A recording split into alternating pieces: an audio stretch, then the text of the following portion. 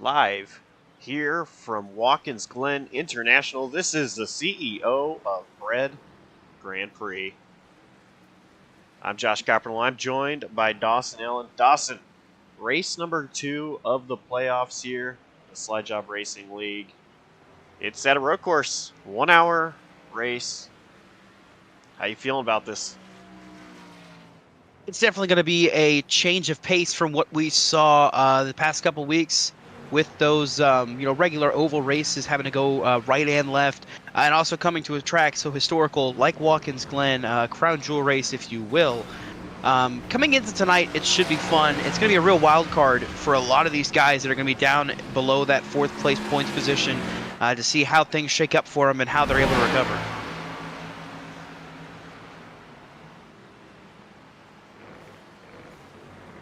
Yeah, I think, you mentioned these guys used to being on ovals and tonight making the rights and the lefts. I think, road courses, they are very interesting to add into playoffs because, I think it just proves that if you want to win a championship, you got to be at the best at really everywhere, And tonight, we're seeing, right now, top of the boards in practice is Jonathan Parker, Luke Knupp second, Dylan Parker third. I think those are the 3 names that we expect to see up top, but, I think there's some other guys. Austin J. McGill, you never can count him out on road courses either. It's going to be pretty interesting. Yeah, it should definitely be a fun one. And you mentioned that about never counting him out on road courses. Looking at this season so far, we've run just the one road course earlier this season at Daytona International Speedway. Of course, that was dominated by Jonathan Oates, but we also saw Luke Knupp and Austin J. McGill mixing it up in that race. So it's definitely not a case of those two are going to be ones to watch here at this other race, at this other road course. This practice is winding down. We're about to head into qualifying. And right now, as far as practice goes, top 7 spots are for playoff drivers. 8th, 9th, and 10th are drivers that are not in the playoffs. But of course, something else to watch out for, and I think I failed to mention last week, really didn't talk about Dash for Cash.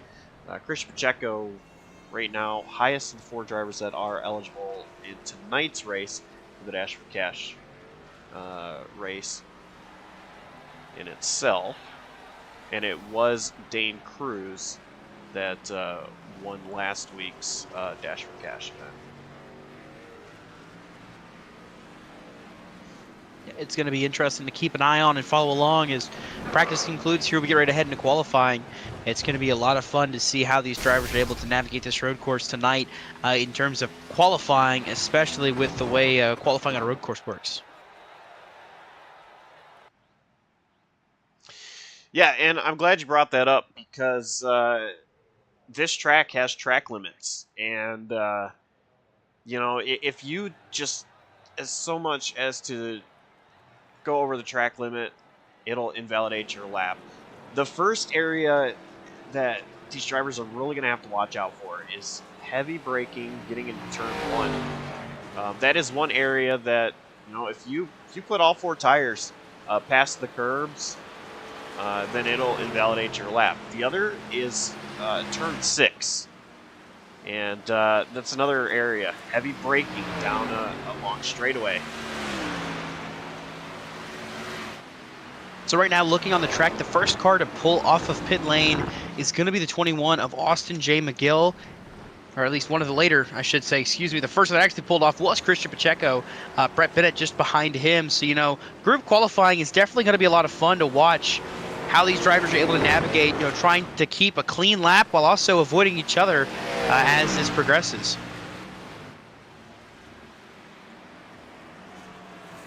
And that's another thing drivers are going to have to watch out for. And right here is turn 6. Heavy left-hander right there. Christian Pacheco, he did go over the curbs. Now, right now, he's not past the line, so that didn't affect anything.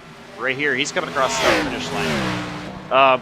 But back to what I was saying, to go off your points, not only do you have to worry about track limits or, touching the grass, spinning out anything, you also got to watch out for other cars.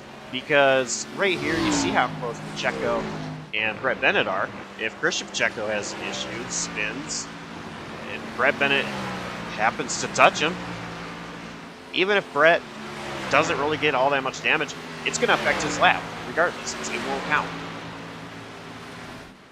Yeah, so it's always so dangerous when you're watching these drivers. They have to navigate not only the course itself, but they've also got to navigate each other. They've got to make it around this track with each other, all racing together. And you see just ahead of Christian Pacheco is the 2 of Caden Atkins.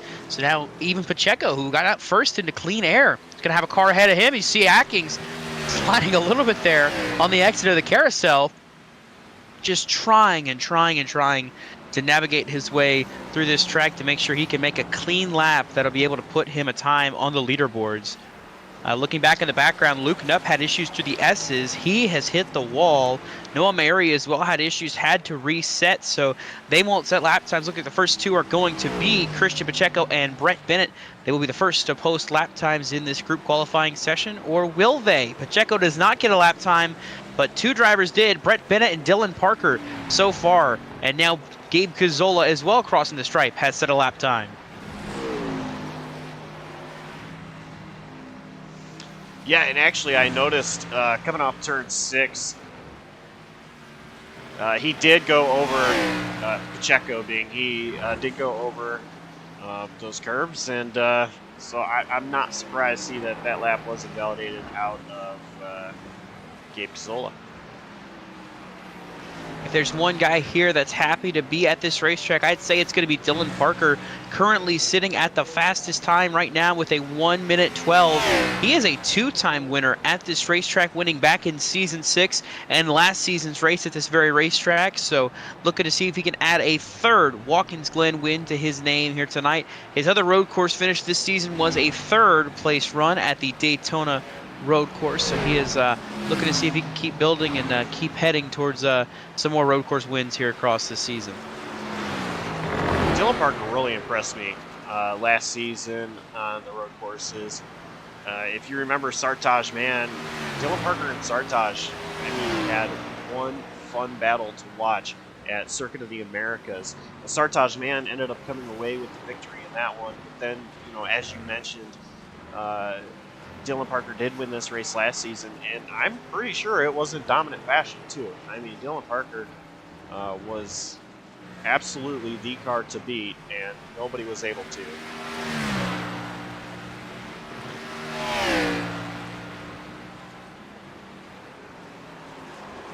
We'll see if he can back it up this year. 2nd place is Jonathan Parker. Just up ahead of Jonathan Parker was a wreck. That was Noah Mayeri that went for a little spin. Looking around just throughout the track, Gabe Cazzola off track through the bus stop. Just a bunch of back and forth, a lot of chaos and a lot of carnage out on the racing surface as drivers are trying to navigate their way around this tricky 7-turn road course here in New York.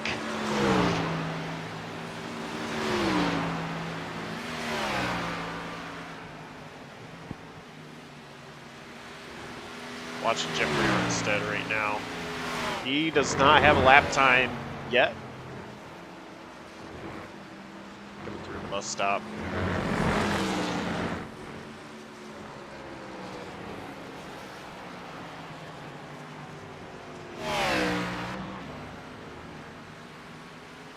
I believe Armistead is one of the last of the 3 playoff drivers, that have yet to set a qualifying lap. That is himself, Noah Mayeri, and Michael Thorpe Jr.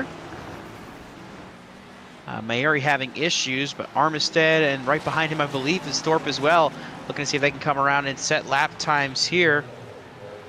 As they come barreling down towards the stripe this time, Armistead will post a lap time of a 1:15.5. And it looks like it is going to put him into 12th right now. That lap is going to count. Michael Thorpe Jr. had a 1:13.5, but it is not registering as a qualifying lap. Though a fast lap would have put him at least in the top 5, it's not going to count. He is going to have to go another go and see if he can make another lap here. thing that surprised me here, Michael Kruger currently sitting 15th out of 15 and a half posted lap time, and he's a couple seconds off of Dylan Parker. Make that 5 seconds to be exact. We know he is a really good road course racer, at least in trucks. He's been pretty good in other forms as well, but right now, struggling here, qualifying at Watkins Glen.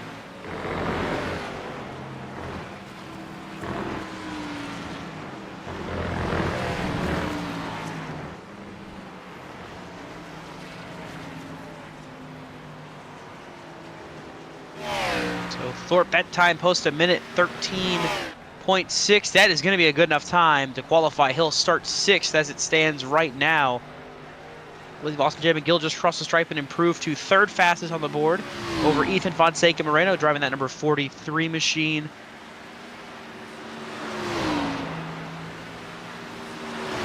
I'm just kind of looking throughout the field at some of our drivers that are running in tonight's race. That have run the road course race earlier this season at Daytona. Austin J. McGill, of course, right now is 3rd fastest. He was our runner-up finisher. Luke Knupp, 7th fastest. He finished 3rd. Of course, Dylan Parker, as mentioned, 4th place finish at Daytona. The pole sitter right now, Jonathan Parker, finishing 5th. And the pole, and the 2nd position outside pole, belonging to him. Your 6th place finisher at Daytona was Michael Kruger. Currently in qualifying, he finds himself all the way back in 18th. Not a good go for the 81 team as it stands. And then Ethan Fonseca Moreno finishing 8th. Michael Thorpe Jr. finished 9th in that race. You can see they are up there 4th and 6th respectively on the charts. And then Noah Mayeri, 11th in his run at Daytona, is currently without a qualifying lap. Jeffrey Armistead, the other playoff driver, finished 16th. Brent Bennett finished 19th. So not good runs for some of those other playoff guys that are going to need some good runs here tonight if they want to try to overcome this points buffer and go racing for a championship in a couple weeks.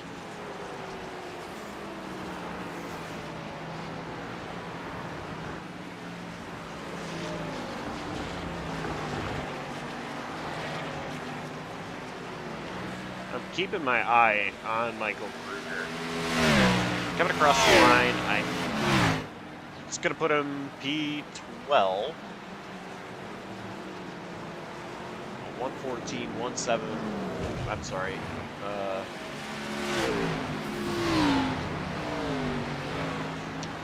Get a minute 14.174. If that's what you were trying to say, Josh. Yeah. That is the time that Michael ran at the stripe. Again, puts him 12th right now, so he improves from 18th to 12th. But he also, too, Noah Mayeri was able to put a lap time down. Finally got a 7th place run with a minute 13.713. So we got about 5 drivers that have yet to put a lap time in. I don't think they will. That is Hunter Karsten, Matthew Stotts, Robert Lukens, Michael Walls, and Ryan Bogey. As you see them continue on throughout the section, there's Caden Atkins right by Michael Kruger, kind of drifting through the carousel, looking to see who else might finish a lap before qualifying is ended. They're going to have to make a mad dash to the line. I think Kruger might get his lap in if it'll count. But outside of that, I think he's the only one that might have a chance to finishing a lap as qualifying has concluded. Looks like they're going to have enough time here to get this last lap off. Atkins almost taking out Kruger, who's trying to complete this lap. So Kruger will get a lap time, but it's not going to be an improvement. I don't think anybody else. Caden Atkins actually made contact with Sean Gissany right off of 7. Off of the exit, too, Oscar Enriquez was able to complete a lap time, and that is going to get him up to 16th with a minute 14.962. Last driver, I think, coming on the track should be Jake Scarborough. Looks like Noah Mayeri's also on a final lap. We'll see what Scarborough can do coming to the line this time. Currently 13th fastest, a minute 14.419. Can he improve as he comes down the front straightaway on the exit of turn 7? He'll hit the stripe this time. It's going to be a minute 14.5, just shy of improving his lap time. Looks like Noah Mayeri's going to pull around. He'll putter down to pit road. Not going to be enough. Now, Michael Kruger is still on track. I don't know if he got to the line before the resets. This lap should not count. Right now, 12th fastest for the 81 machine. That should be where he lies. But he's going to turn this one final lap. Yeah, I don't believe this lap is going to count. Now, on the other end, Luke Knupp he was able to improve his position to 3rd place. I'll tell you what, Michael Kruger should be kicking himself right now. That lap was a minute 13.785. That would have been good for 9th on the speed charts, but unfortunately not going to count, so he is not going to improve his time. The other drivers that are currently sitting on the grid are not going to set a lap time. That's Gabe Cazzola, Brett Bennett, Jared Wilson, and company, but that's going to end our qualifying session. And let's go ahead and look at our starting grid. There we go. So starting on the pole is Dylan Parker. To his outside, Jonathan Parker. Luke Knupp starts 3rd. Austin J. McGill 4th. And Ethan Fonseca Moreno will start in 5th. Starting to the outside of row number 3 is going to be the 88 of Christian Pacheco. Starting in row number 4, you get the inside, it's Michael Thorpe Jr., and the outside of him is going to be Noah Mayuri. Rounding out your top 10, it's the 83 of Jared Wilson, and the number 1 of Dane Cruz. Zachary Wareham starts on the inside of row 6, Michael Kruger. To his outside, that is 12th. Jake Scarborough 13th, Gabe Cazzola 14th, and Sean Kissney will start 15th. Oscar Enriquez is going to start this race in the 16th spot. Then behind him is going to be a row of the CUM Motorsports teammates. That is Jeffrey Armstead and Brett Bennett. Then it is Caden Atkins and Robert Lukens. That rounds out your top 20. And Micah Walls and Ryan Bogey make up row 11. Hunter Karsten and Matthew Stotts make up row 12. That's the starting grid for tonight's CEO of Bread Grand Prix. And I must ask you, Dawson, who is your pick to win tonight? I feel like it's cheating to choose Dylan Parker, so I'm not going to choose him, and you're not going to choose him either. So I'm going to go with somebody else. I think I'm going to go with the 21 machine of Austin J. McGill. He's shown speed at these road courses. I feel like this is going to be the race where he's going to break through. That 21 machine is going to target in victory lane here tonight. I own JCTV. I'll make my own rules, and I'm going to pick Dylan Parker. No, I'm kidding. Honestly, you obviously can make a case for the top 3. But you know what? I'm going with the cruise missile. I mean, he's been on such a hot streak lately in league racing altogether, more than just Slide Job Racing League. So, I'm going with Dane Cruz. I mean, see if he can continue his hot streak. Right now, he qualified 10th, so we'll see. So, of course, this race is going to be a little different. It's not going to be a lap count race. It is going to be an hour-long, no competition caution of any kind. It's going to be strictly green flag racing. Once we drop it, as the pace car will pull off, it's Dylan and Jonathan Parker making up the front row.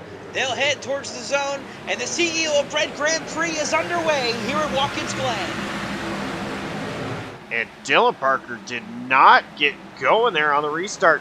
So Jonathan Parker actually going to take the race lead away from Dylan. Oh, contact in the back. Noah Mayuri and Michael Kruger. Mayuri hard into the wall. Not good at all to have happen on lap number 1. Looking back to see, it looks like Noah Mayuri just overcorrects it to the left and takes out himself and Michael Kruger. A costly mistake by the 88 machine. It's going to really shake things up as this race progresses. They are heading down the back straightaway now, heading to the bus stop.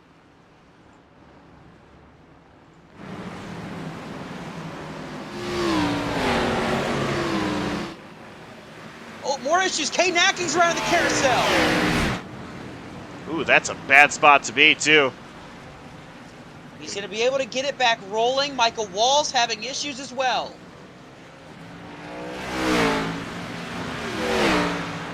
Mike Walls, staying to the right. Noah Mayuri's going to get ahead of Mike Walls.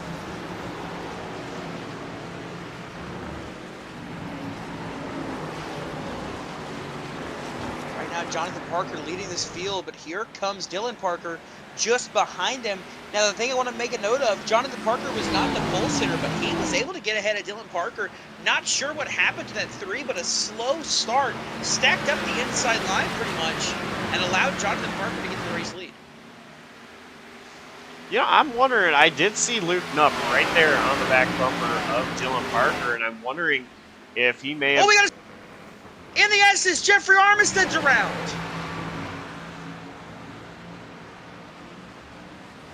He slides it, loops it by himself, but he is slow to get back going. So another issue for another playoff driver.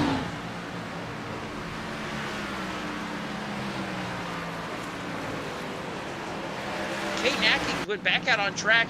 He is blowing up right now as he comes out in the back straightaway. It looks like he is blowing out smoke. So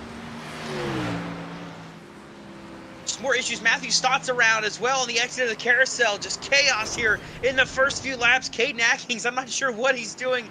Still out on the racetrack. All over the place.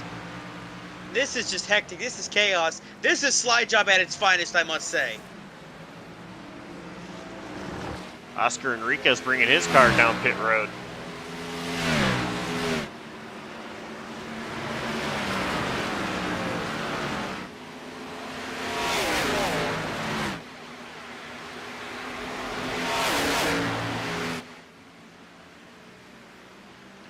See in the background here, Michael Thorpe making a move on Christian Pacheco.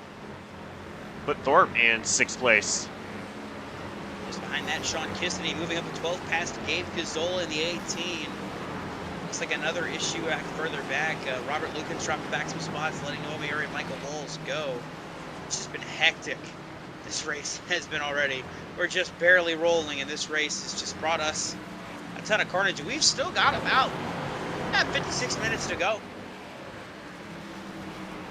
Yes, right now we're looking at roughly 48, 49 laps in this race that will be completed. Still, long way to go. With this long way to go, we still have the battle for the lead. Jonathan Parker leads, but Dylan Parker, Austin J. McGill, Luke Knupp, Ethan Fonseca, and Breno all lined up just behind him. Then a little further back, you get to Michael Thorpe Jr., Christian Pacheco, then Zachary Wareham. In 8th, Jared Wilson is 9th, and Gabe Cruz is currently scored in the 10th position.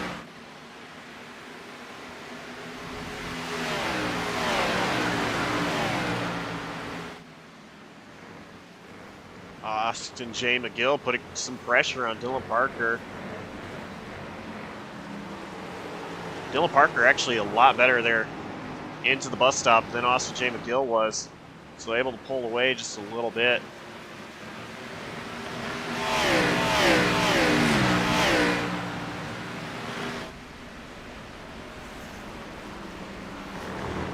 We actually have, oh man, Caden Atkins. I'm not sure what happened to him, but he is stopped in the gravel right in turn 6.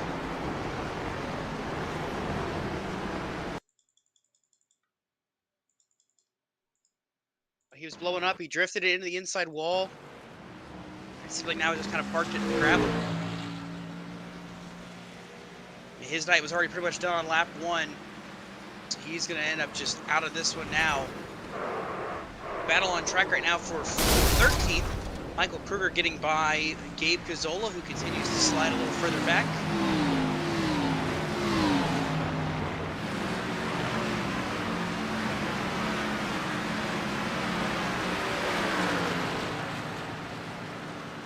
Top 5 haven't really put a lot of distance on each other. They're still all right together in a nice, tight 2-second gap.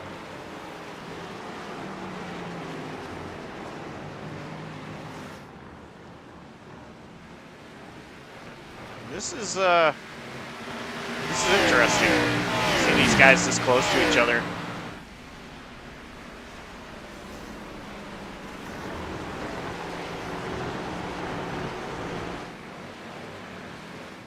Looks like Ryan Bogey with some issues. He is the CEO of Bread. Yeah, Bogey didn't make the grid. He ended up missing it. He got out on track a few laps later, but I did not notice much else really going on in that 35 machine, but wouldn't shock me if there were any issues here in this race. He's not a noted He's not a noted road course racer, but yeah, he goes up way high to let everybody go by. He said he was just letting everybody by. He didn't want to be in anyone's way. Right now, the battle for the lead is heating back up. Dylan Parker still right there on Jonathan Parker's back bumper heading into the bus stop.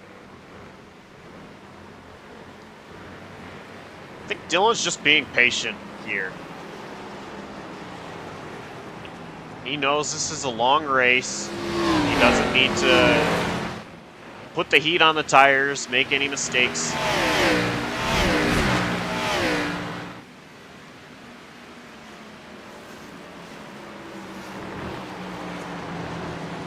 Dylan is definitely faster. He has had the lap times faster than Jonathan Parker, but I just think he's playing a patience game right now. I mean, again, there really is no reason, Dawson, to push this early in the race. Yes and no. I think I can agree with that, but I can disagree with that. For right now, it's fine to ride, bide your time, not really push too hard or anything like that. But at the same time, if you're faster, why risk letting somebody else who might be a little faster as well catching up, in the sense of letting maybe Austin J. McGill or Luke Knupp kind of catch up and battle with you? Because Luke Knupp and Austin J. McGill put down faster times than Dylan Parker last time by. They can and will catch up to this number, catch up to this number 3 machine. So what you would want to do, I would think, in a situation like this where there are no cautions, it's timed race, and since it's a road course, track position matters. Pull down pit, get up front, take the lead, and gap the field. So when pit stops do come, you've got a big buffer when it comes to making your pit stop over the field. And I like exactly what you're saying. The only thing, just, again, making sure you don't make the mistakes. Because no cautions in this race. That, if you push and make a mistake early, that could be the difference between you winning this race and finishing mid-pack. As right now we see a battle for 3rd place, as Luke Knupp is right there with Austin J. McGill. These two, of course, were the only challenge that Jonathan Oates had at Daytona earlier this season, and here they come now, battling with each other in the opening laps of this one. McGill, though, trying to keep Knupp at bay. See if he can't hang on and try to see it charge up to battle with the Parker Coalition in 1 and 2. This 21 machine, you see, Knupp kind of jumping through the grass maybe just a little bit there. But right now, pass for lead attempt. Parker went wide. Dylan tried to go high side. Couldn't get there. But Jonathan running away with it still right now, holding on strong. Still a half second to gap. Dylan Parker actually attempting to take that carousel turn 5 wide, allowed Jonathan Parker to pull away. And I think at the same time, something happened to Luke Knupp in the carousel, because that brought Ethan Fonseca-Moreno right there onto the bumper of Luke Knupp.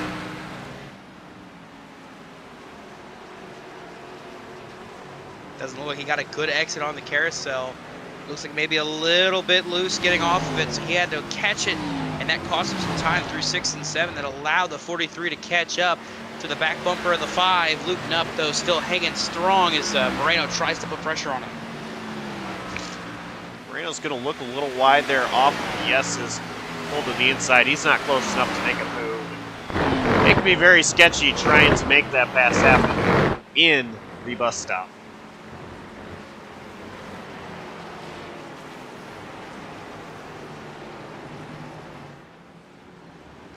I did mention 1 lap ago, Dylan Parker losing a lot of time to Jonathan Parker, but he's gained it right back.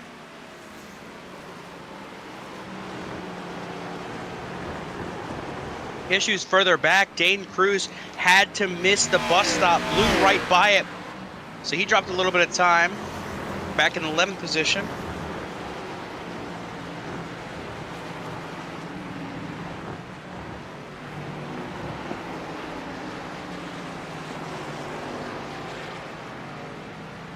See it right here, Sean Kissany. He's going to get by Michael Kruger. Kruger just kind of pulled to the inside or to the right Slowed down a little bit off turn 7 to allow Sean to get around. Throughout all of that, too, we had a change for third and fourth. Austin J. McGill missed turn 1, had to run it wide. That allowed Nupp and Moreno by, so McGill dropping back to the 5th spot. Gonna have to regroup and recover here as this race continues.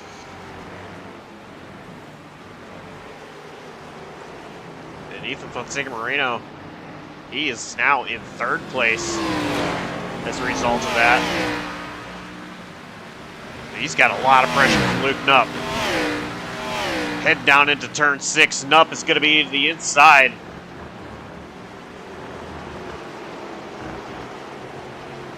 Moreno.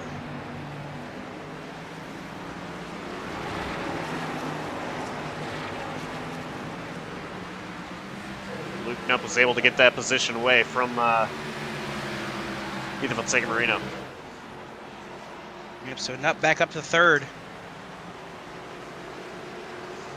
Like a commonplace occurrence is Luke Nupp in the top 3, so he has found his way back up to this 3rd position, so we'll see what he can do.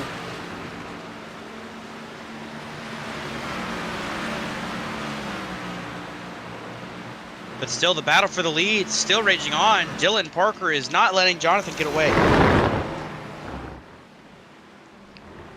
Oh, and actually saw them taking a couple of different lines near the bus stop. I thought Dylan Parker might have undercut it a little bit, but that's not the case. He's still right there with Jonathan Parker. I'm getting the feeling Dylan was waiting until 3rd place was out of the equation to really start putting pressure and make a move. And now is go time. We saw the issues that Austin J. McGill had in 3rd, dropped him all the way back. That has opened the door for the top 2 to break away, and that's what we're seeing happen. The battle between the top 2 now going to heat up a little more. See, I don't think Dylan Parker is close enough to try to make a move into turn 1. And, yeah, he's just going to stay put. A little bit of a later entry into turn 1. I think that's actually going to help him.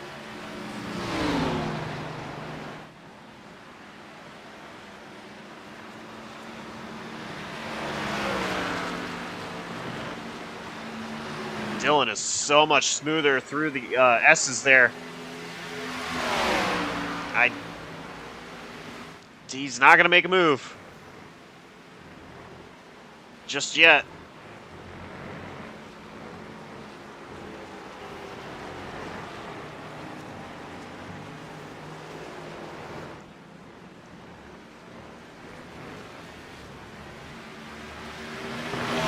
Parker, he looks a lot smoother around this track than Jonathan Parker does right now. I think Jonathan is struggling a little bit with grip, whereas that 3 machine, Dylan's doing a great job.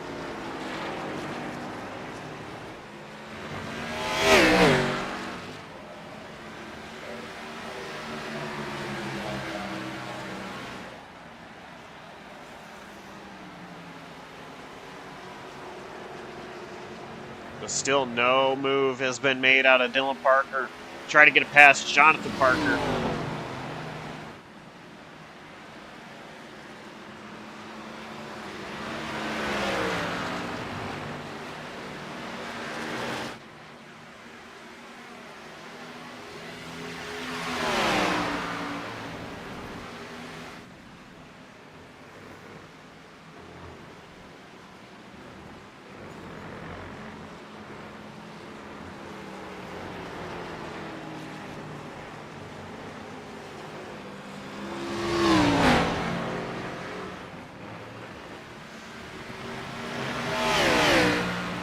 Outside of this battle, the next closest battle is all the way back for 16th, Jeffrey Armistead and Michael Walls. There's about the same gap between themselves as it is for the race leaders. And in that same time frame as you mentioning that, we had another car go around. Robert Lukens spun it just up ahead of them in turn 1. How they didn't get sucked into that one, I don't know. But Lukens had the issue through turn 1. Slowed down that number 20 machine.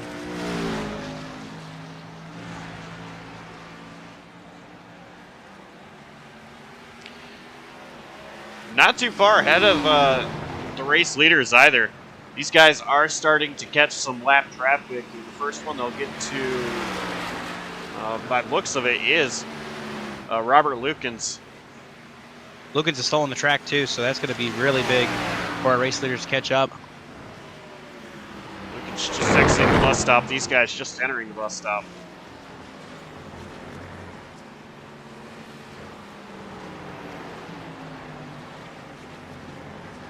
Ethan Fonseca Moreno having connection issues right now as well. Kind of fading in and out, blinking in and out.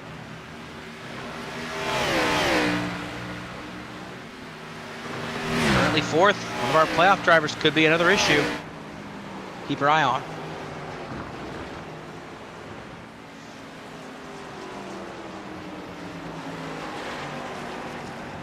Robert Lukens is pulling it down pit road.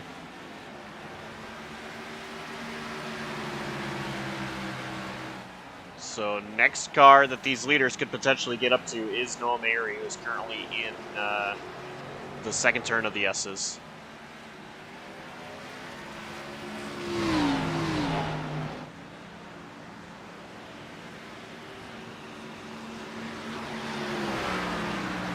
Jonathan Parker starting to put a little bit of a gap between himself and Dylan Parker. Still, I don't think if you're Jonathan Parker, you're in a comfortable position right now because it's under half a second. And Dylan Parker just somehow, some way, pulled right back up to Jonathan Parker there.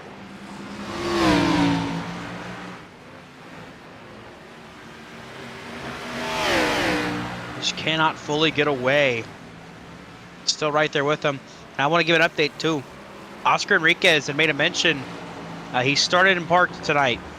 That's why he pulled off. So I just wanted to say he said he is studying for his midterm. To which Caden Atkins immediately responded to with drop out. So we've got our priorities in order, of course, for our drivers. Dylan Parker looking to the inside of Jonathan Parker. Sorry for cutting you off there, but not able to. Yeah, that's more important right now. Not able to make the move happen. Jonathan Parker is still race leader. Yep, hanging on to it for now, but it's starting to get to be by a thread as this brews here in this battle for the lead. Now, Dylan is better, I think, in this back half of this field, going through the bus stop all the way through till about turn 7, and that's where Jonathan has the advantage. So I guess you could say Parker's better through the bus stop, and then Parker's better through 1 and 2. But see here, here's the battle. Jonathan Parker making a mistake in the bus stop, allowing Dylan Parker to get right back up to him. Dylan wants to go. Dylan wants to make this move now.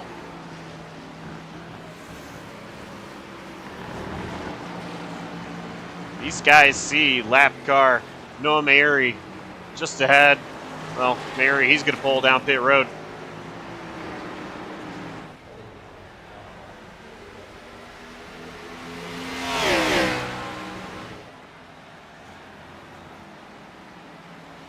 These two drivers, I mean, still nose to tail for the race lead. Yeah, they're not separating. They are just stuck like glue together.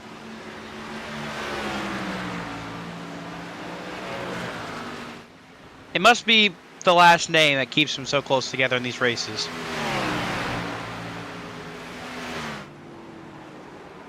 If I didn't know any...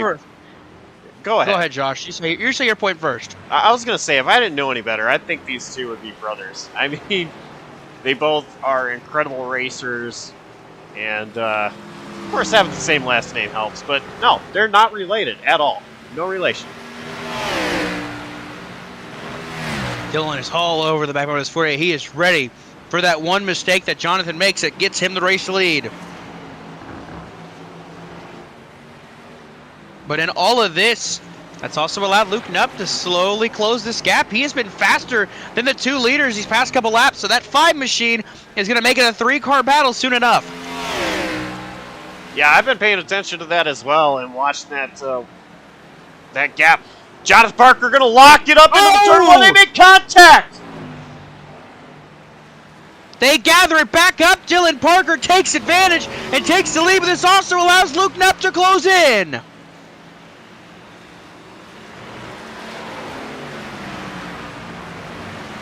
Dylan Parker struggling a little bit there in the S's.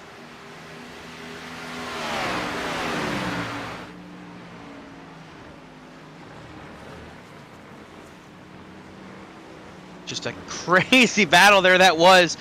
I think maybe Dylan got in hotter than Jonathan thought he would. Jonathan was preparing for a safe entrance and ends up getting turned for his efforts.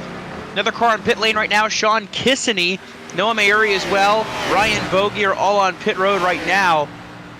But the battle for second is now the intense battle, as here comes Luke Knupp. I believe Jonathan Parker actually locked up the tires, and that allowed Dylan to get there. Of course, Dylan getting into the back bumper of Jonathan. You see here, Jonathan Parker pulling to the right. And he's going to stay in front of Luke Knupp for a moment longer. Luke Knupp with the crossover, taking a position. That is Ryan Bogey, you see in the background, letting these guys go by taking turn one wide.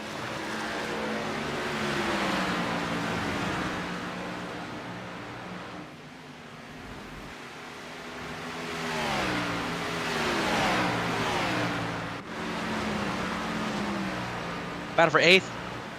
Jared Wilson, Christian Pacheco. There's Jake Scarborough and Dane Cruz all right here. The importance of this one here, these 4 drivers right here are all eligible for Dash for Cash. But right now, only 3 of them would make it in. That'd be Wilson, Pacheco, and Scarborough, because Zachary Wareham in the 27 is currently scored in 6th. That would be our 4, but Jared Wilson goes wide through the bus stop. He misses, as he has to go through the carousel, slow it up a little bit. That's going to stack them all right back up. These 4 are all over each other now. Christian Pacheco, he's real tight with Dane Cruz.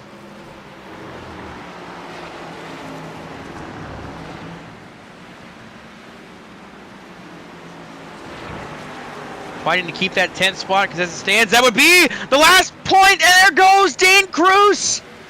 He slides it, gets it back rolling now, but I was getting ready to say that would have been the last spot in Dash for Cash, but Dane Cruz goes for a slide. He will have to recover now, back in 12th. Gabe Cazzola coming to his outside now. Dane Cruz slides, and that is going to cost him. So we'll see how things shake out, at least in terms of who can qualify for next week's Dash for Cash run. I don't know if you mentioned fully the drivers that are in it this week. That, of course, being the 9 of Michael Walls, currently finds himself situated in 15th. Oscar Enriquez, of course, start and park tonight, will not be competing for it. But then Christian Pacheco and Gabe Cazzola. So Cazzola is currently 12th. Pacheco is 10th. The back half of this 3-car group. So if anything happens to Pacheco, Cazzola is there to try to capitalize. Yeah, and Dane Cruz actually was eligible this week. I mentioned earlier that he did win the cash last week, but he withdrew from racing for it this week.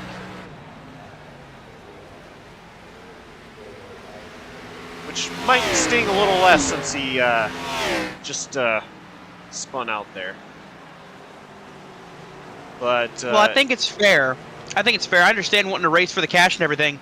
Austin J. McGill, though, just had another issue through the S's.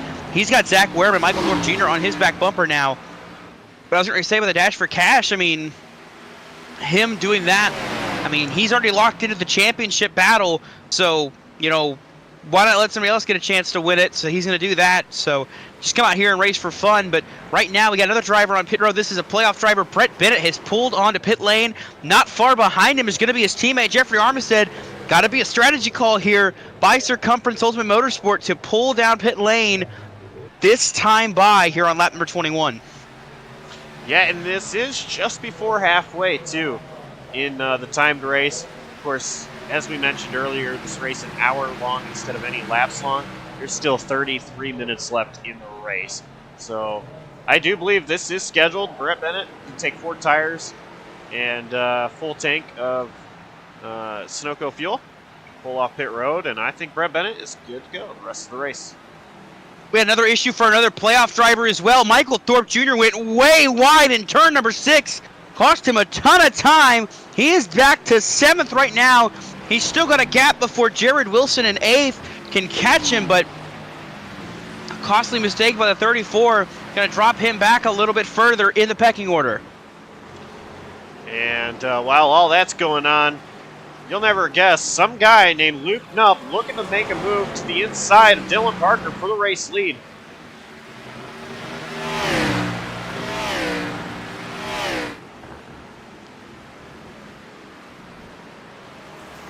Luke Knupp was at this point, Luke Knupp was not able to make the pass happen in the carousel, but Dylan Parker a little bobble there into turn 7. Luke Knupp wants to get by and go to this race lead.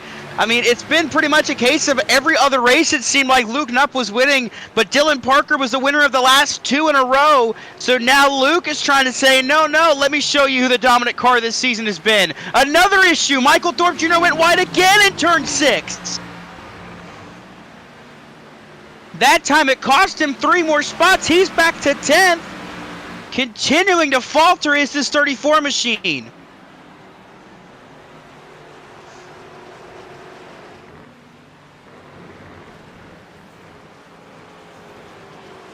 Back up front.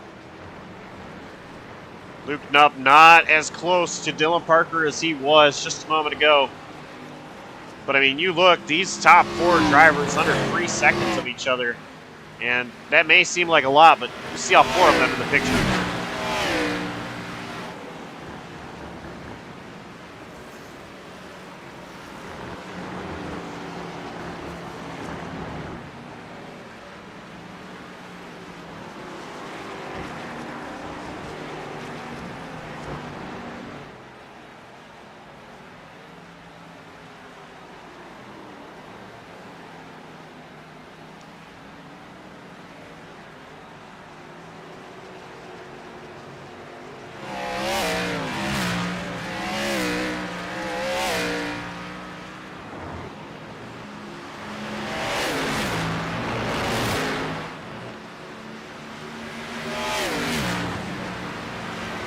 Knupp is reeling Dylan Parker back in. More pit stops happening. It is Austin J. McGill and Christian Pacheco down pit road.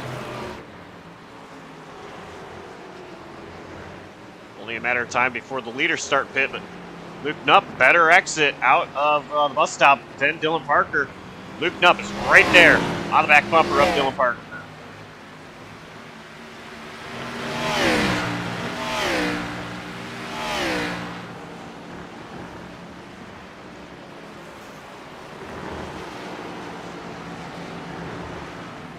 Still putting pressure.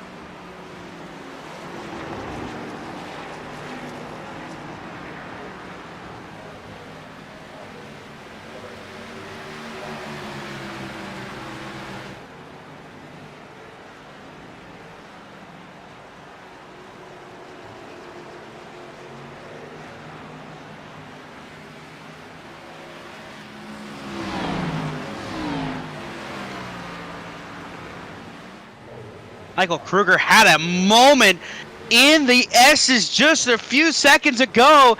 Almost took out Austin J. McGill. What a save by this 81 machine. Somehow, some way does not lose it, gets it back straight, and is able to continue on. But just all throughout the field, just a bunch of racing.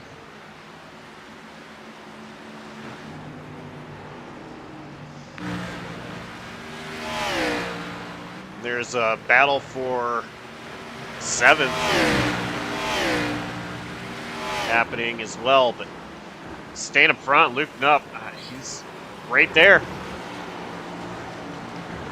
Looking to pounce any moment.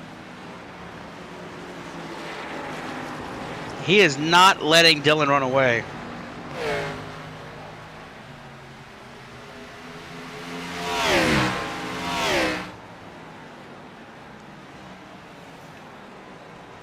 issue for Dane Cruz in turn 1. He's not going to be in the way of the race leaders. Actually going to re-enter the line between Jonathan Parker and Ethan Fonseca Moreno.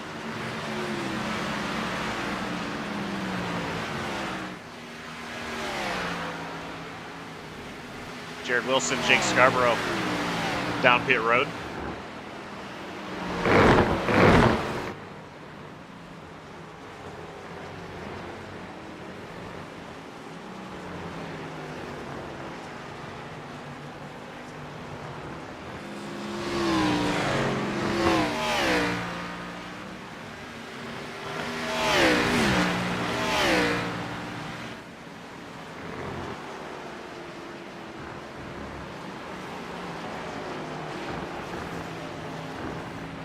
Things stand right now. Drivers 1st through 6th have yet to come down pit road.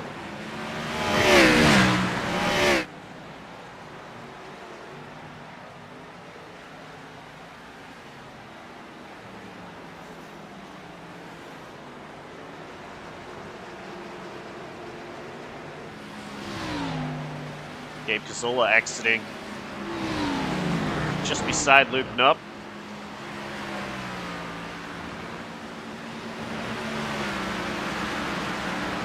Zachary Wareham and Michael Thorpe Jr. come down. Oh, Luke Knupp with a slide out of the S's there. He put the power down a little too early. That's going to allow Jonathan Parker to close up a little bit, and he'll put distance between himself and Dylan. Luke had that bobble there. That was a close one.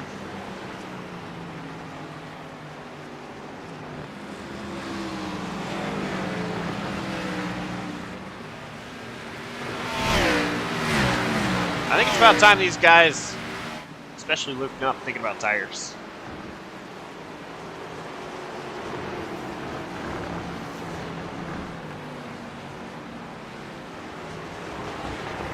And here comes Dylan Parker maybe soon. I think he's talking about possibly next couple laps or so.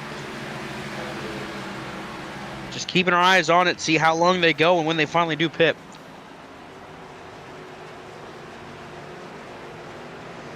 It is just Dylan Parker, Luke Knupp, Jonathan Parker, and Ethan Fonseca Moreno that have yet to come down pit road. Everybody else has made their stop already.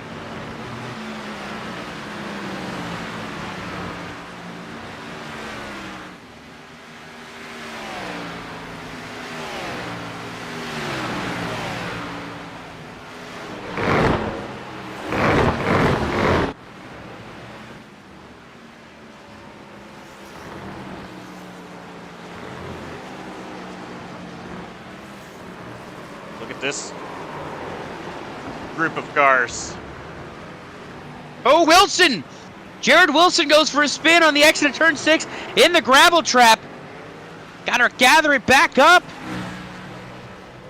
While that's going on, Thorpe trying to make a move on Kruger. Thorpe tucks back into line, and Scarborough is there waiting to pounce.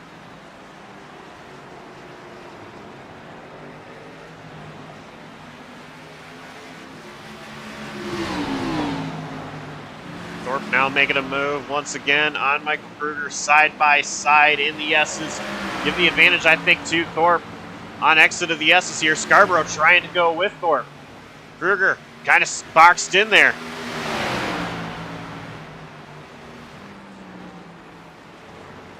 Scarborough not going to push the issue entering the bus stop. Kruger might be struggling a bit here.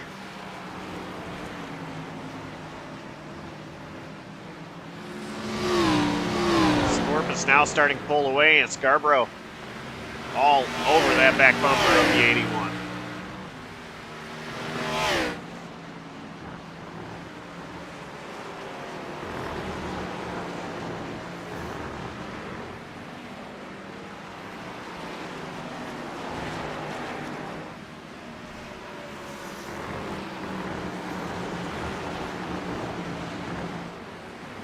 You mentioned about Jared Wilson having those issues just a couple laps ago. He's right now riding just in front of the race leader. And he's got a ton of cars behind him.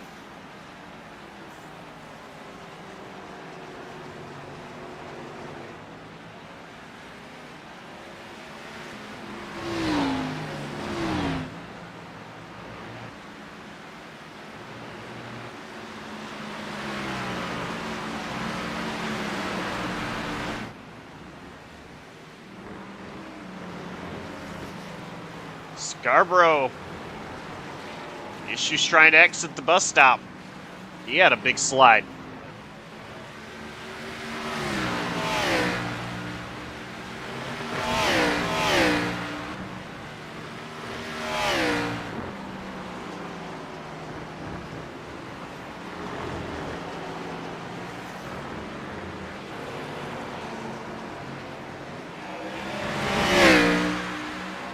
Jr.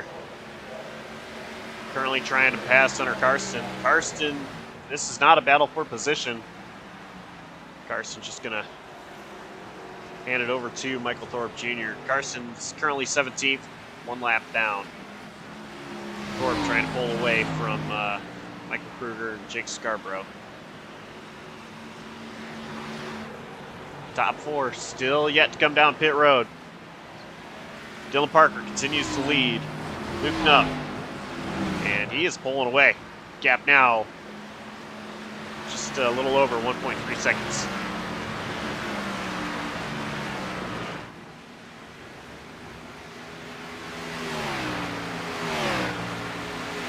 Yeah, they're going to push as long as they can.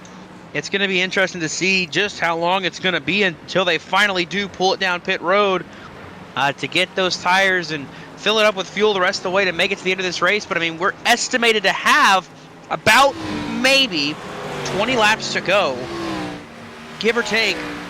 So it's just a matter of when we cross that stripe, and when we get there, we'll have to see how long that takes, but they're going to push as long as they can until the fuel runs out of these cars.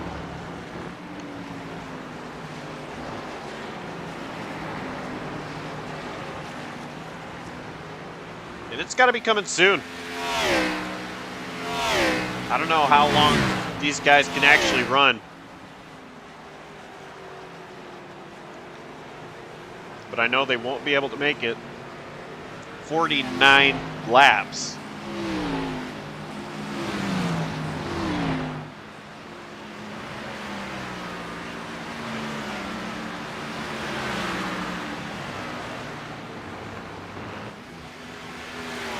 Yeah, the thing is, they won't make it to the end. It's just a matter of when they do finally pull down pit road.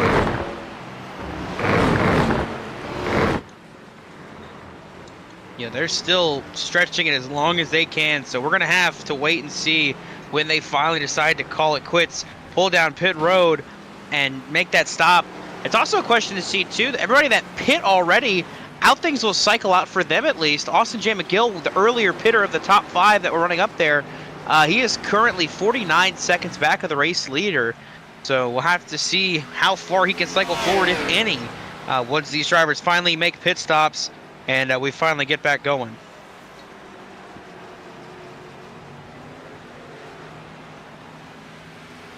Jonathan Parker coming down pit road as well as Ethan Fonseca Moreno.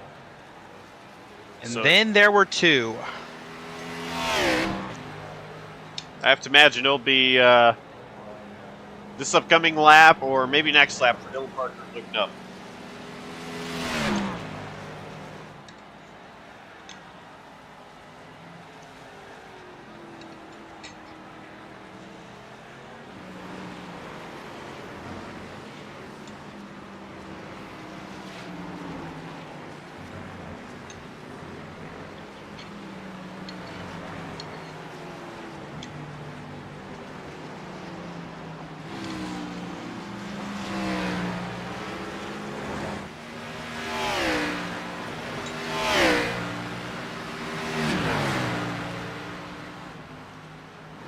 Gabe Cazzola has been right here with Luke Nupp.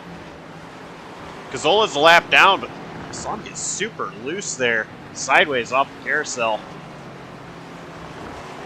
Dylan Parker pulling to pit road this time, Luke Nupp as well. The final 2 drivers to make pit stops in this race. We'll have to see how things all shake out as they make this long drive down pit road. How long will they be on pit road, and how will they cycle out? Jonathan Parker in 3rd place right now, making his way through the carousel before the leaders on pit road even make it to their pit stalls yet. So keeping our eyes out, see how they cycle out. Of course, the benefit for Dylan Parker having the very first stall, we'll see how that comes into effect as well. He slides through his box. He had to back it up. That first box, that first stall might be a benefit still. We'll have to see. Jonathan Parker, however, is on the front straightaway. Luke Knupp and Dylan Parker rolling off a pit road, but it's not going to be enough for now. Jonathan Parker going to come around. Can he get to the lead? No! Meanwhile, we had a spin on the back straightaway. It was Jake Scarborough. He gets back rolling, but now the top three are all right there nose to tail. And all three of these drivers are very fast. They all three still have a chance to win this race. Somehow, some way, Dylan Parker is still the race leader.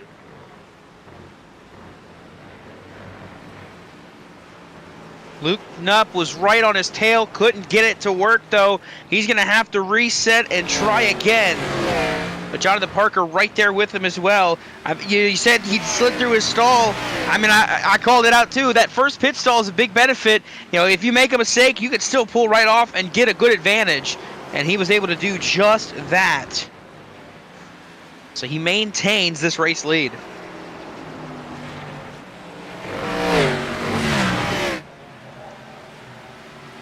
He is gapping Luke Knupp ever so slightly, too. This is impressive. There is a spin in turn one. It is Sean Kissany. He is off the racing surface. Back rolling, too, so he'll be able to get back at it.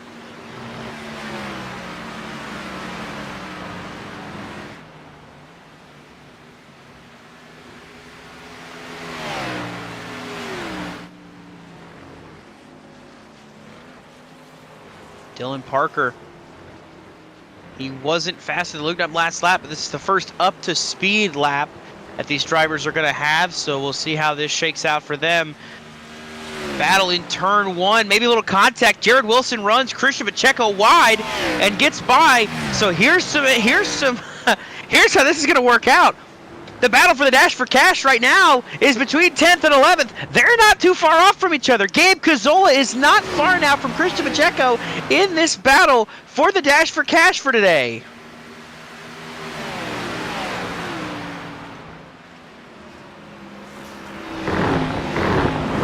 Ooh, that's interesting.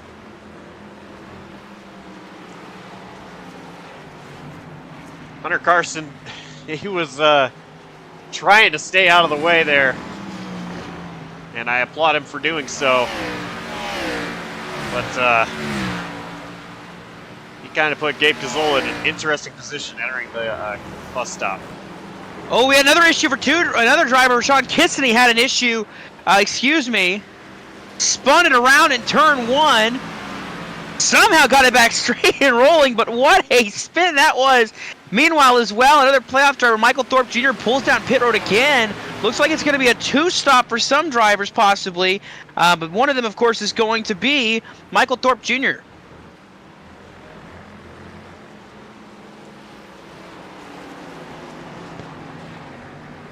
That's Jay McGill. Currently battling with Zachary Wareham. They both were able to get around Jeffrey Armstead.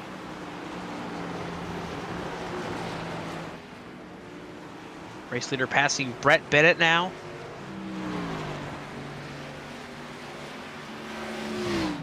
Ooh, Robert Lukens. Spin in the carousel. He was in that outside tire barrier.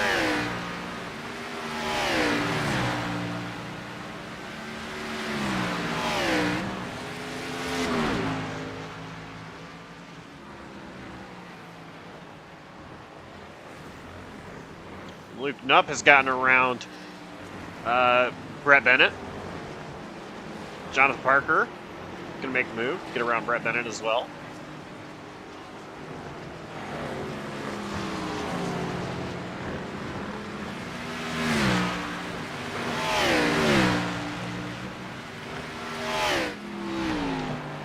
Gabe Zola, Christian Pacheco, these two are battling.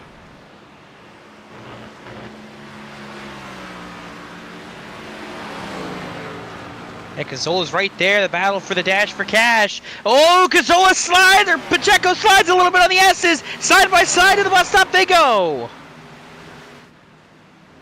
Zola is going to get ahead of Pacheco.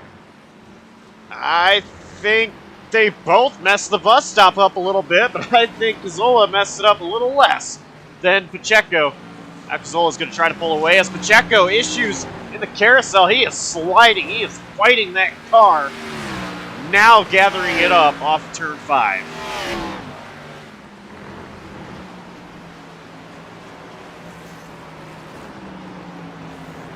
Robert Lukens again issues in the carousel, and this time he's right in front of the race leader.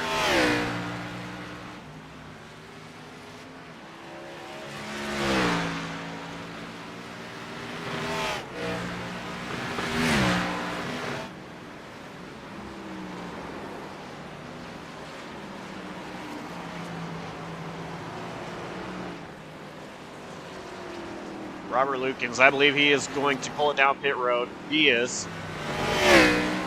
Dylan Parker going to get by, and he's pulling out a 1.5 second lead over second place Luke Knupp. Although, Luke Knupp. Oh, we got a spinner! Christian Pacheco is around.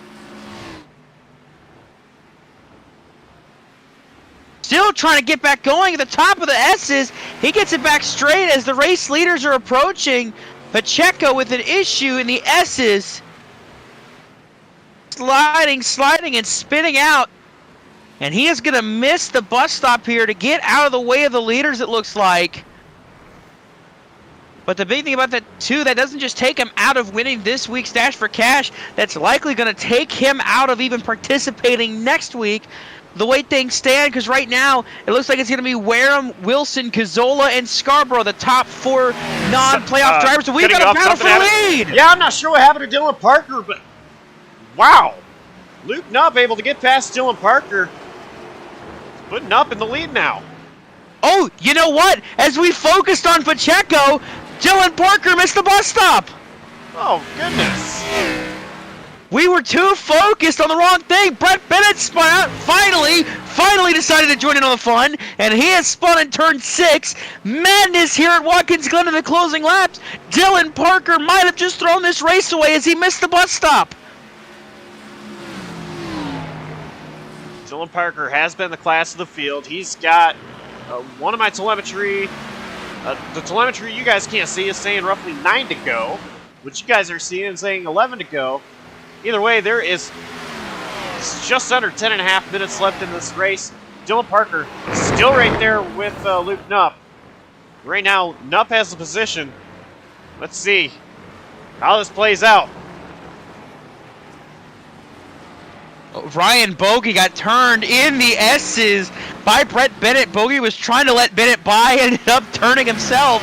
So a little bit of issues there for some other drivers in the back half of the field, including one of our playoff drivers, Brett Bennett. But, I mean, the focus right now is up front in this battle for the lead.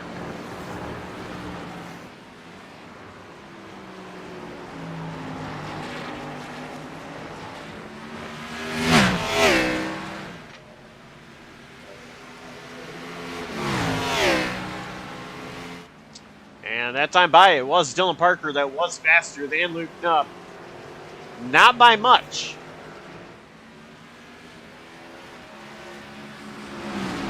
Luke Knupp is looking for win number 4 on the season, as is Dylan Parker. The two of them have been the class of the field this season when it comes to finishing it up front in the races. But right now, as it stands, Parker's going for 3 in a row.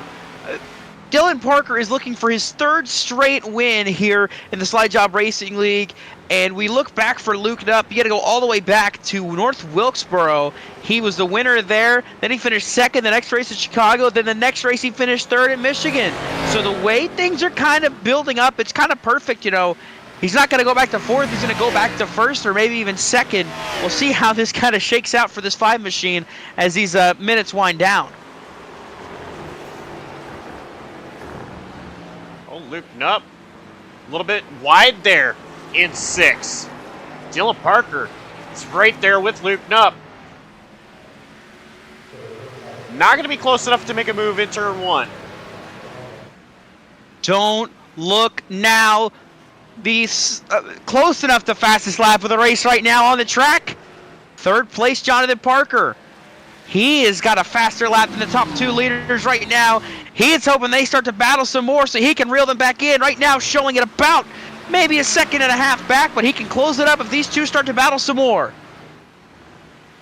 We've seen some wild things in racing, Dawson.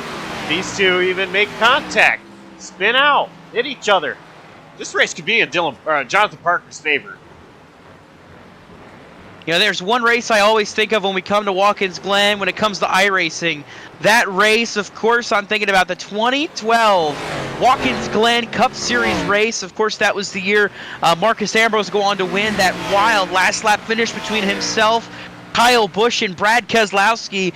You know, Ambrose came into the final lap in 3rd, but was able to walk away with the win after Kyle Busch got turned off the front bumper of Brad Keselowski. I mean, we could easily see a finish like this brew here. This battle between Parker and Nupp, they've still kept consistently close, and Jonathan been able to reel him in. I mean, we've seen crazier things happen. Oh, for sure, for sure. And I love watching the replay of that race that you're talking about. I don't. Neither one of those 3 were my favorite drivers, so it makes it a little bit easier.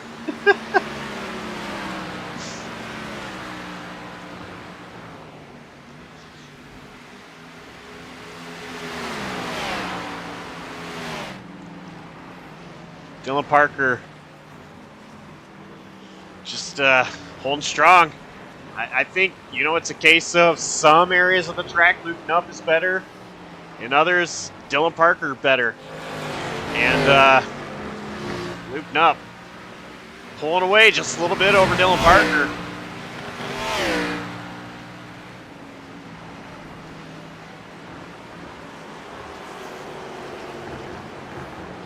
These guys do have a lap car coming up. It is 13 of Hunter Karsten, already 1 lap down.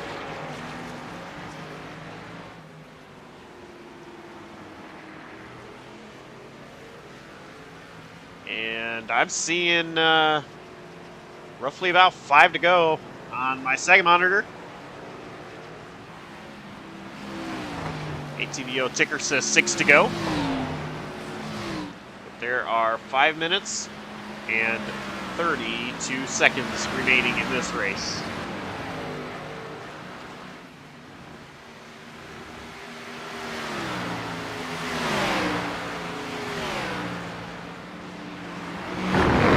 Still a battle. They got a lapper. Hunter Karsten, they got to navigate.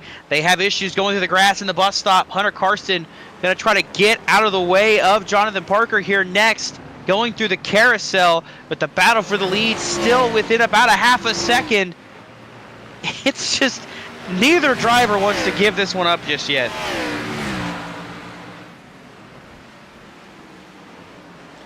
And I think we're getting to the point of the racetrack where Dylan Parker is the best.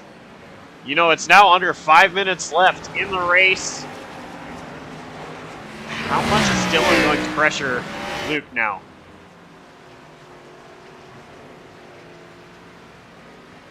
And these drivers know as well, even though that they don't see a lap counter, they know how much time is left in the race.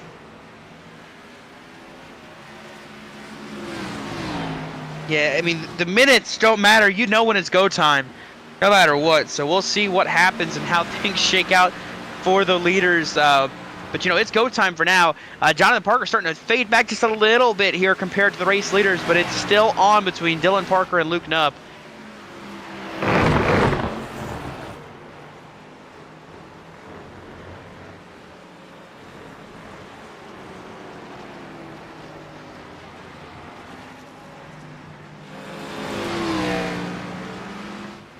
I think Dylan Parker actually had a better bus stop and carousel than Luke Nupp did.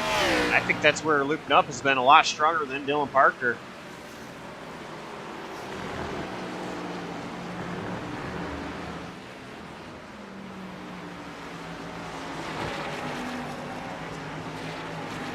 Coming off turn 7. Under 3.5 minutes left to go. should be about maybe 2 or 3 laps, depending on how things play out, how the sim wants to give it to him. Another battle of note, the battle for 5th. Austin J. McGill's got Zachary Wareham closing in on him. So there's going to be a battle for another spot just further back in the field. Besides that, really, the other places that are kind of settled, Ethan Fonseca Moreno's kind of on an island right now in 4th. He's got a good gap of 20 seconds back to McGill, so he has nothing to worry about. Barring anything happening to the 43 machine, he's got nothing to worry about.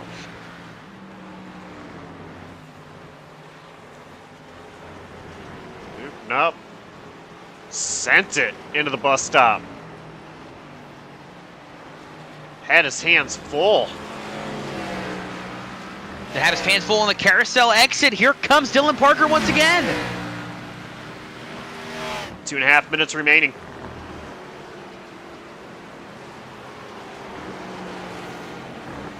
The heat is on.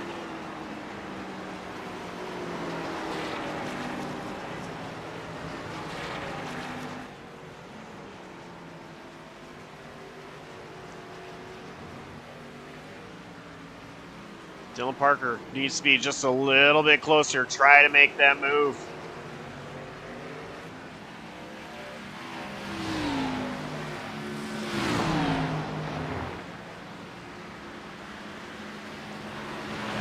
Up, I think, had an issue entering the S's. Dylan Parker there. Oh, Luke Nupp slides there! Slides at the exit of the S's! That's going to be the opportunity for Dylan Parker. Side by side to the bus stop, they go for the race lead. Dylan has to back out a little bit. Luke Nupp going to maintain, and you see how big of an advantage he gets as Dylan had to back out of it. That's tough as a race car driver to back out of something when great, that could have been for the race win, but honestly for Dylan, I think he made the smart decision there. He could have went for it and had 2 wrecked race cars where he could get a bad finish, or he could have backed out, and right now it looks like the worst he's going to get is 2nd. Barney the Flagman waving the white flag. It's under a minute to go. So I do believe, Last chance. Yeah, I do believe this is white flag lap. It is indeed. I saw the white flag waving. This should be the last lap that we see these drivers make here. Dylan Parker's going to have a hard charge in this final lap to have a chance at this race win, but he's got a really good run through the S's compared to Luke Nupp. He is rolling it back in, reeling it back in. He's really going to have to push through the bus stop.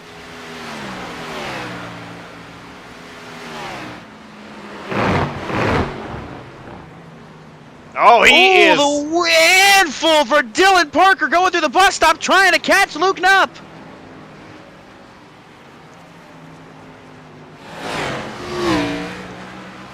Luke Nupp with a bobble out of the carousel too. Heading down for turn 6 for the final time.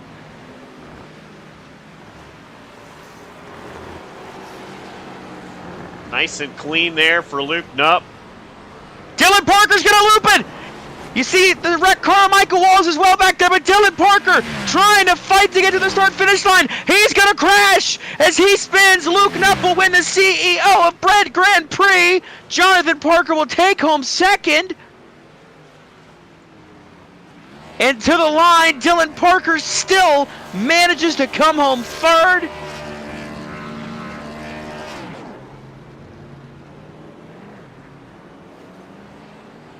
Battle for 5th, coming to the final corner. McGill fighting off Zachary Wareham. Can Wareham make this move for a top 5?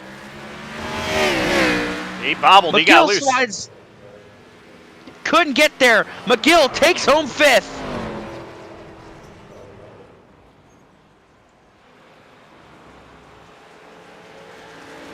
Last battle on the track that really is going to be anything for position. It's Gabe Gazzola in 9th. Michael Thorpe Jr. is 10th. Every position matters here for Thorpe. He needs to at least try to get this spot if he can. Thorpe's going to send it there. Can't quite get there enough. I don't think he's going to slide it hard as it's Gazzola. Thorpe couldn't get there. And Gabe Gazzola brings home 9th. That is your Dash for Cash winner in the 18 car. A chaotic race, a hectic finish, but in the end, a not so shocking result. Luke Knupp is going to park it in victory lane for the 4th time this season.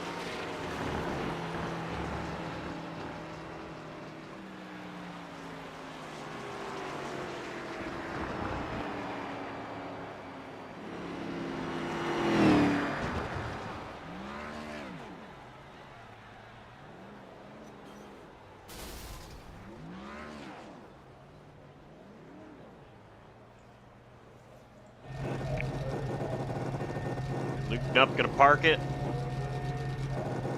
on the front straightaway.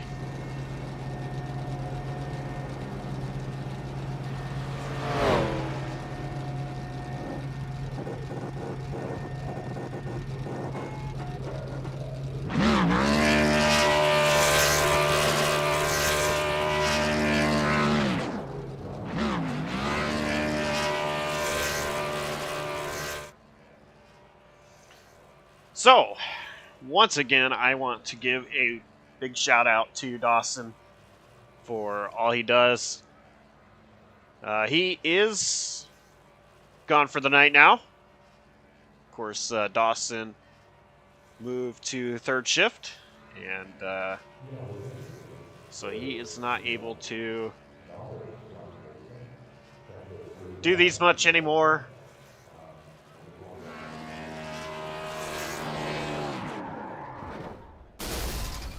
You see there, Luke Knupp burning it down until it blows up.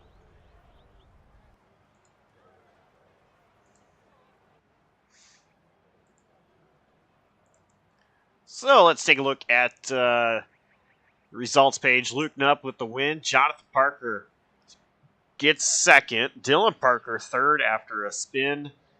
And actually a very interesting last lap. He was trying. He was trying to give it all he had there. Ethan Fonseca Moreno brings it home fourth. Austin J. McGill fifth. Zachary Wareham sixth. Michael Kruger seventh. Jared Wilson eighth. Gabe Cazola ninth. Michael Thorpe Jr. 10th. Finishing 11th, one lap down, Jake Scarborough. Brett Bennett 12th. Jeffrey Armstead 13th. Michael Walsh 14th. 15th goes to Hunter Carson. 16th, Christian Pacheco. Ryan Bogian 17th. Sean Kissany 18th. Robert Lukens 19th. Dane Cruz, my pick to win, finishes 20th. Noah Mary 21st. Caden Atkins 22nd. Oscar Enriquez 23rd. And Matthew Stotts finishing in 24th. And that is the unofficial results tonight.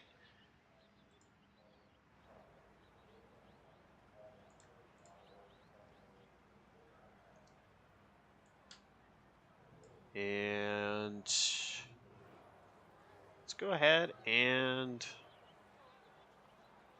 do some interviews.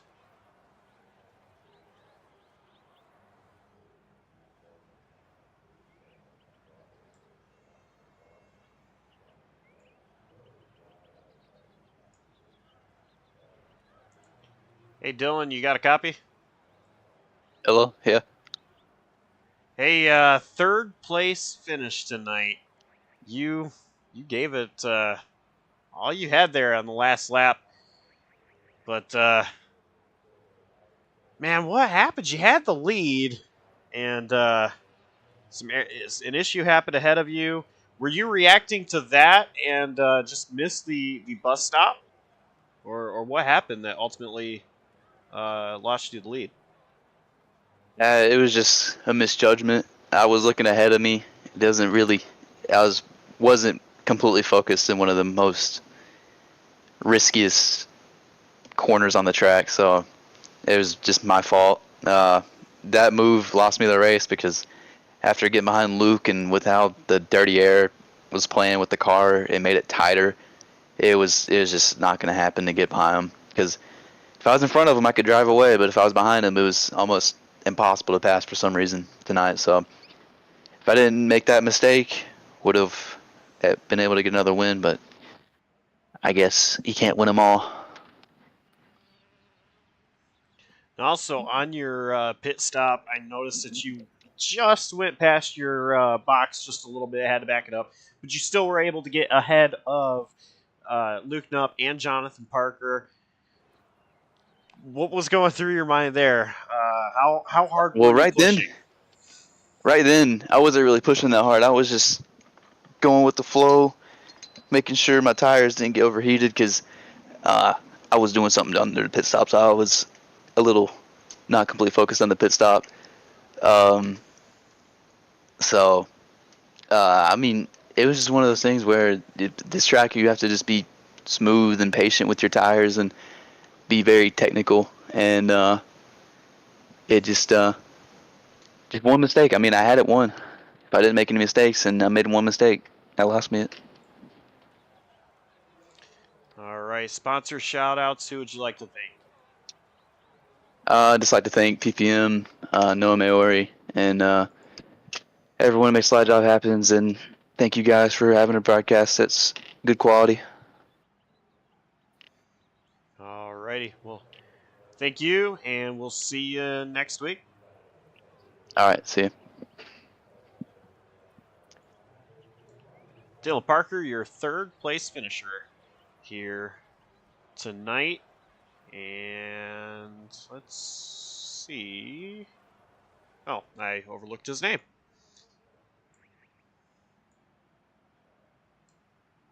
And now here was second place, Jonathan Parker.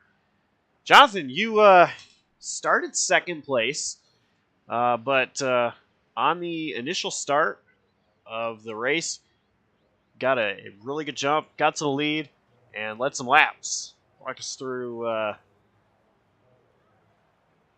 what happened for you there at the start.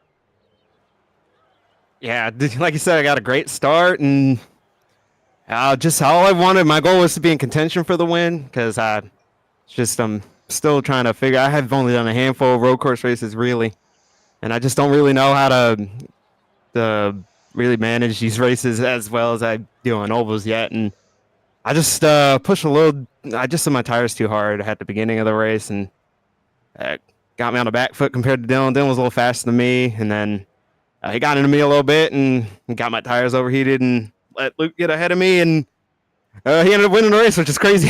It's crazy how that turns out, but yeah, I was just happy with the pace, and this is definitely a stepping stone I could build off of. So I accomplished my goal, got a bunch of points. I'm sure the points look pretty okay heading into Atlanta now. After pretty much everybody pit, top four drivers had yet to come down pit road for the longest time, and then you came down before both Dylan and Luke did, and then I noticed you had clean track, and those guys were coming in pit road. All three of you were nose to tail. What was going through your mind? Were you thinking to push there, or try to make any move, or just settle in and see how it plays out? I was trying to push as hard as I could without really abusing it, because if I would have abused it too much on like that lap and then the other lap to maybe even get ahead of them, they would have just passed me right back. Because the tire deck is really crazy here, and so I just tried to manage it, and I stayed hooked up to the back of them as long as I could, but just start pulling away a little bit at the end there with the slightly fresher tires. But yeah, I thought I was gonna get them for a second, because I mean, all I got is the intervals. I can't really see over the pit wall, so I was like, oh crap, like I'm right there.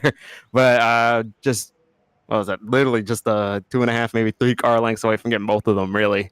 So it's a game of inches, and it's definitely a learning experience. Of course, I want to win, but it's got to crawl before you can walk. And I wanted to get that experience at Daytona. I didn't quite really get it, so getting that there, I learned a lot in this race. So I'm not really down on myself at all. I'm not really upset about the result. And next season, or whether we're the Xfinity cars or not, I'll be able to kind of take those notes that I have in my brain now of how I should really be racing these, and I'll be able to apply them a little bit better. All right. Well, before we let you go, sponsor shout outs. Who gets it done for you behind that 48 machine? I'd like to thank React and JBM and Lowe's of Cobalt Tools. Chad and Earl as my in-game spotters, and I like to thank Christian Pacheco. All right. Well, congrats on the second place finish, and we'll see you next week. Thank you, Josh. Jonathan Parker, your second place finisher.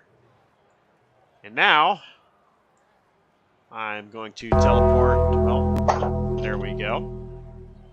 Luke Nupp coming in like the Undertaker. I was gonna say I'm gonna teleport to Victory Lane, but I'm a little scared now if that's the sound that happens when I enter Victory Lane, Luke. The Undertaker, man. The Undertaker? Taker. Sorry. Yeah. WWE fans will understand.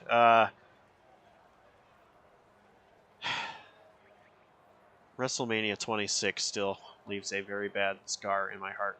But no, Luke, winner of tonight's event, I'm telling you, it almost looked like it was going to be Dylan Parker's race to win.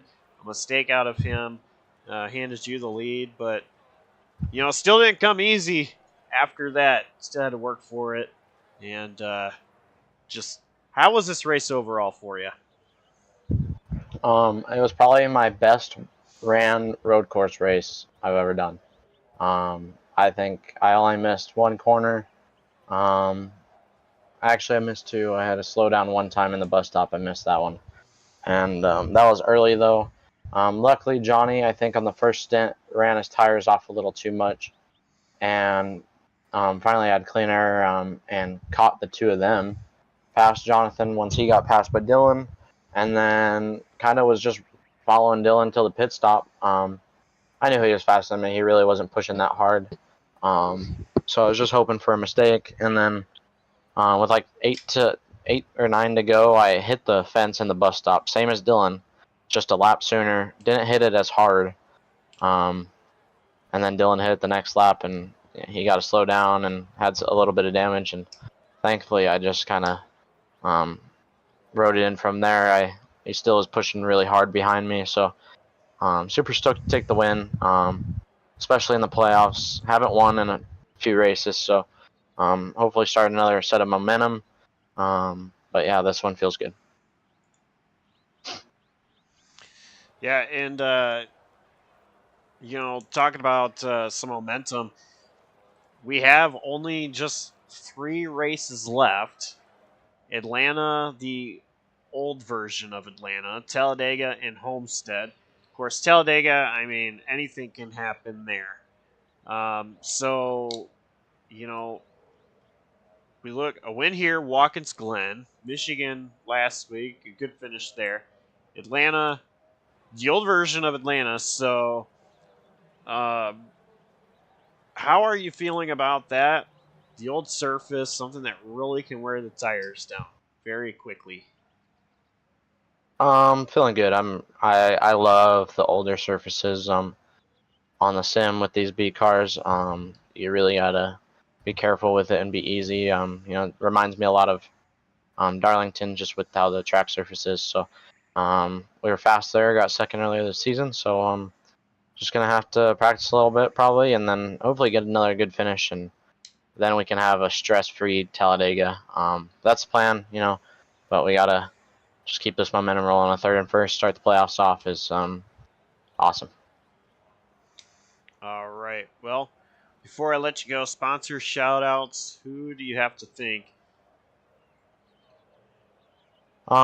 Just gotta thank all the guys. Oh my gosh, at PPM for the team side of this. For Dylan, Dane, and Caden, it was pretty cool to have those guys finally all back under one tent. So and then Luke Up Racing, iRacing.funny.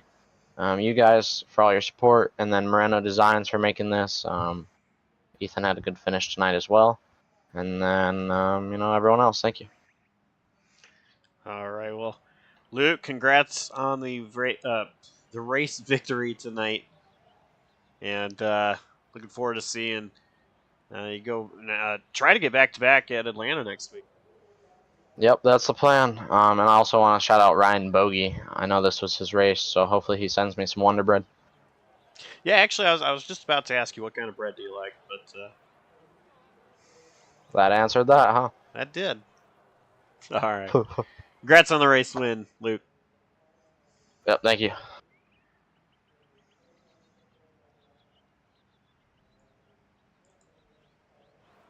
Yeah, that was race winner, Luke Nupp, scoring his first victory since North Wilkesboro. So, of course, you heard us mention it.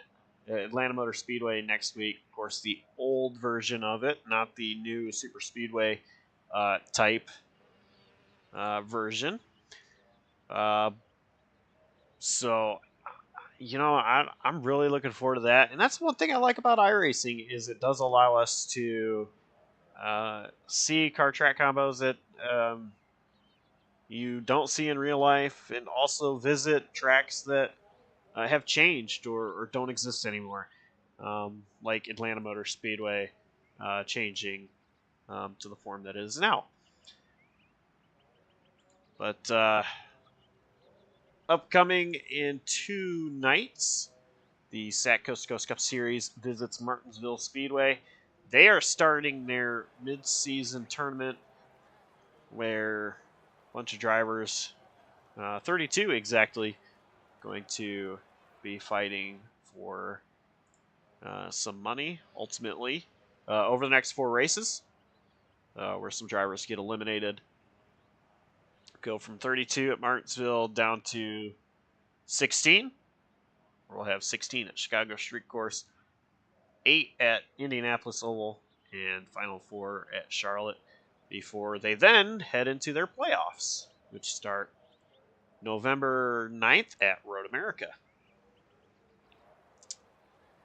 Then on Saturday night, the Blazers Sim Racing in the Pits News Truck Series heads to Dover. 3 races left in the Blazers Sim Racing in the Pits News Truck Series Season 4. And Dover, not a cutoff race, but it's only a couple more races till 3 drivers are eliminated. We have 4 drivers left for battling for a championship at Auto Club. So lots at stake coming up. A lot of interesting stuff coming up on JCTV. And I'm pretty excited to see every race unfold. Also, huge shout out, thank you to everybody. We hit 500 subscribers yesterday. That is awesome. Everybody who has made this possible, I can't thank you enough. Whether you're just a long-time watcher, subscriber, new watcher, subscriber, or someone that has helped behind the scenes, whether it's from the beginning or a little bit later on. And I'd start listing off names to thank. We'd be here for a really long time, and I don't want to take you guys' time up too much, but I thank everybody so much that has helped us along the way. So thank you for 500. I can't believe we made it, and this is awesome. So on that note, we're going to end it here. Thank you guys for tuning into this awesome race here at Watkins Glen International. We will see you Thursday night at Martinsville Speedway for the SAC Coast to Coast Cup Series. Tune in. See you then. Take care, everybody, and stay safe.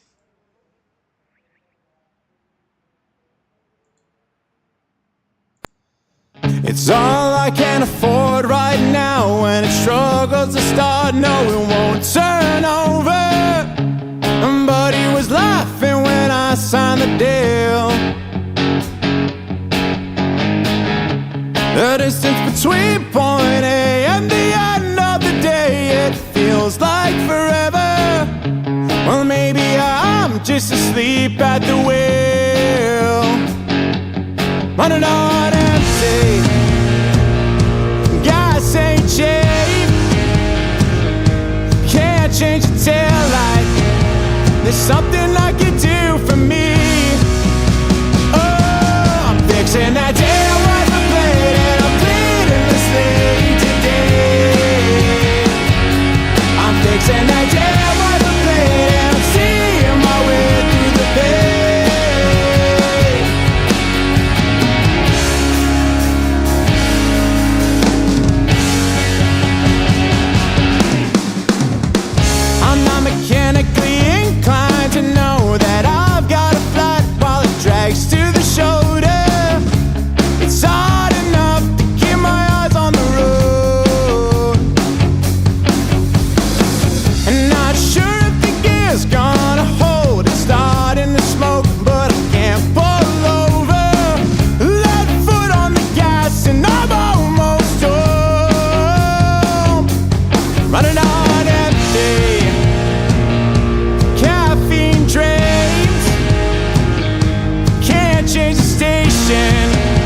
there's something I can do for me. Oh, I'm fixing that damn wiper blade and I'm cleaning the slate today. I'm fixing that damn wiper blade and I'm seeing my way through the pain. I'll do it myself, don't need no one else. Sick and tired of always asking for help. I'm fixing that damn wiper blade and I'm cleaning my soul of the rain.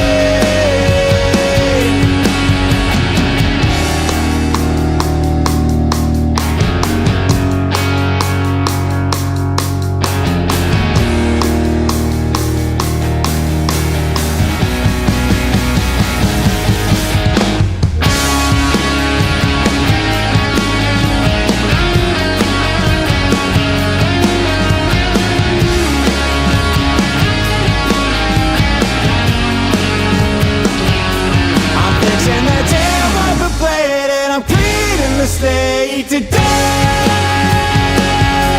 I'm fixing that damn